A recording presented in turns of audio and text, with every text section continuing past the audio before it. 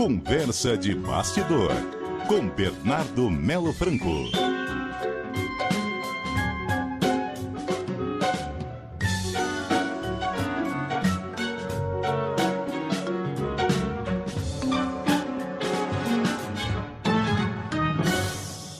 E aí, Bernardo? Boa tarde, Sardenberg. Boa tarde, Cássia. Boa tarde, ouvintes da CBN. Boa tarde, Bernardo. A política de Minas, Bernardo, nunca foi fácil de entender, né? Nunca foi para amadores. Mas desta vez a situação está ainda mais mineira, digamos assim. Pois é, Sardenberg. A gente está falando de um estado que é importantíssimo também para a eleição nacional. Exatamente. Minas tem cerca de 10% dos eleitores brasileiros. É um campo de batalha tradicional nas eleições presidenciais e tem uma certa mística, né, uma tradição de que quem vence em Minas, vence no Brasil.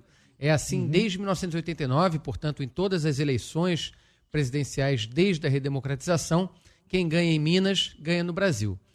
Muitas vezes, a relação entre o palanque estadual e o palanque nacional não é assim, simbiótica, vamos dizer, né?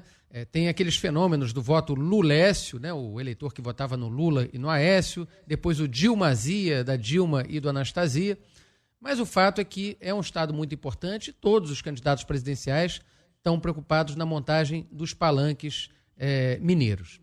E a eleição de Minas, como você falou, nunca teve tão indefinida como agora. A gente está às vésperas do prazo final para o registro das candidaturas. E o líder em todas as pesquisas, que era o senador Cleitinho Azevedo, parecia aí com cerca de 35% das intenções de voto, ele teve sua candidatura praticamente rifada, retirada. Ontem foi talvez o último episódio dessa novela. Para o ouvinte que não está muito familiarizado, explicar rapidamente. O Cleitinho, ele é um desses personagens exóticos, vamos dizer assim, que as redes sociais andaram despejando na política nos últimos anos. O Cleitinho era cantor de um grupo de pagode, né, o grupo Brotos do Samba. Ele fazia vídeos meio humorísticos nas redes sociais, ganhou popularidade e se elegeu vereador. E depois chegou ao Senado com uma votação muito grande. E ele é aquele típico personagem antissistema, né? Usa sempre camisa de time de futebol, fala de um jeito assim, sempre muito indignado, muito inflamado, né? Faz os vídeos que viralizam na hora e está sempre falando mal da política e dos políticos. Curiosamente, tanto ele entrou na política quanto dois irmãos, né? Um foi prefeito de Divinópolis, outro é deputado estadual. Acho que a gente já viu esse filme em algum lugar, né? Uma família que fala muito mal da política, mas que todo mundo ali na família tem algum carguinho em algum lugar, né? Quando não é o pai, que não pode ser candidato, bota o filho. Mas o fato é que o Cleitinho entrou em conflito com o partido dele, que é o Republicanos, não vai ter a legenda, e o Republicanos ontem meio que oficializou essa retirada dele como candidato e deve apoiar um novo personagem, que é o ex-deputado Marcelo Aro. Marcelo Aro, por sua vez, veja só o currículo. Ele foi um dos líderes da bancada da Bola, em Brasília. Ele era representante dos interesses de clubes e de federações de futebol. Chegou a ser diretor de Ética e Transparência da CBF. Vou repetir, Ética e Transparência da CBF. E também foi aliado próximo do ex-deputado Eduardo Cunha. Ele está afiliado ao PP, deve ter o apoio do Republicanos, do Cleitinho, e deve ter apoio do PL, da família Bolsonaro. Com isso, ele tende a ser o candidato bolsonarista em Minas Gerais.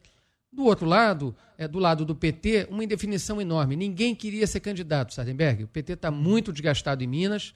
O governo do Fernando Pimentel foi muito mal avaliado e acabou sobrando como uma tarefa partidária para o deputado Patrus Ananias, que foi ministro do Desenvolvimento Social, é um quadro histórico do Partido dos Trabalhadores, da geração do Lula, mas que não é visto de forma nenhuma como um favorito. Mas ele se dispôs a fazer o palanque do Lula em Minas Gerais.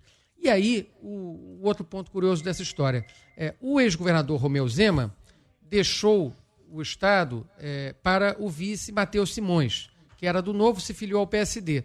E tinha muito especialista em pesquisa dizendo que o Matheus Simões era favorito. Ele ia ser o novo Anastasia, aquele vice que assume, senta na cadeira, pilota a máquina, e mesmo sem ter grande carisma, sem ser muito conhecido, acaba se tornando favorito. Pois bem, o Matheus Simões está lá embaixo nas pesquisas, não conseguiu as adesões partidárias que ele imaginava e agora acaba de ser abandonado, acaba de ser traído pelo próprio Marcelo Aro, que era até outro dia secretário do governo mineiro.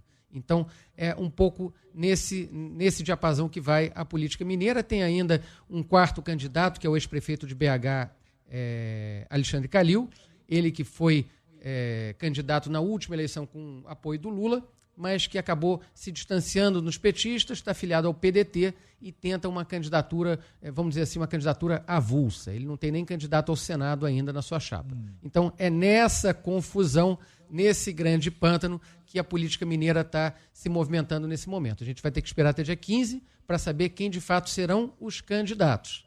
Mas ninguém pode ser apontado nesse momento como o franco favorito para essa eleição.